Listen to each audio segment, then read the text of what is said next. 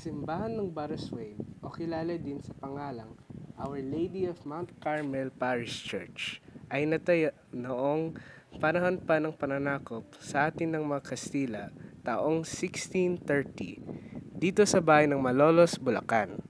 Ito ay may malaking ambag sa ating kasaysayan dahil dito ginanap ang unang kongreso ng Malolos noong 1898 na nagdeklara ng kasarinlan ng Pilipinas mula sa Espanya. Bagamat itinuturo sa atin ito ng ating mga guro, ipapadin ang pakiramdam na makita mo ito ng personal at namnamin ang mga pangyayaring naganap dito, ang pagnanasa at pakikipaglaban ng ating mga ninuno para sa ating mga karapatan at kalayaan ng ating bansa. Kaya ang simbahan ng Baraswain ay kilala rin bilang Simbahan ng Kalayaan. And we're out.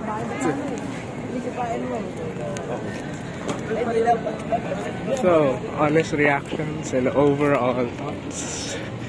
I find it fascinating. The most simplest of things that we do every day can also be forgotten. Ito naman ang Kasarial Shrine. Gawa sa kogon at kawayan lamang ito noong itinayo taong 1580.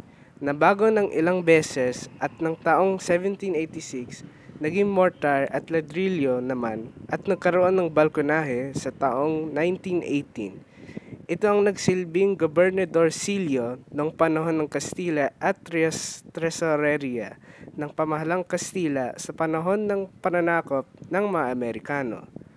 Ito din ay naging national printing press ng Malolos Republic at dito nilimbag ang La Independencia, El Heraldo de la Independencia, El Heraldo de la Revolución, Kalayaan at Kaibigan ng Bayan.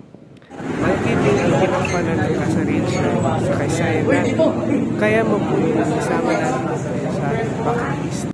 Dahil makikita dito ang iba't ibang istorya ng Pilipinas, katulad lamang ng pagbubuo ng bayan, mga termino ng mga namayapang presidente ng bansa, saligang batas ng 1935 Commonwealth, instrument of surrender of the Japanese and Japanese-controlled armed forces, maging ang mga sandatong ginamit ng panahon ng Espanyol katulad ng machine gun at katana.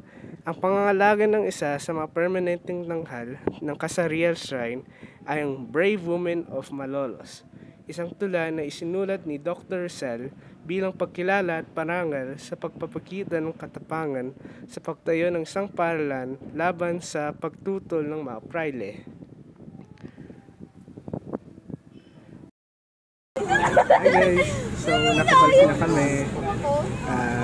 Next destination is Gardenia. Yes. Ang overall thoughts ko dito sa Kasarial Shrine is marami akong nalaman tungkol sa mga presidente natin at iba pang history ng Pilipinas.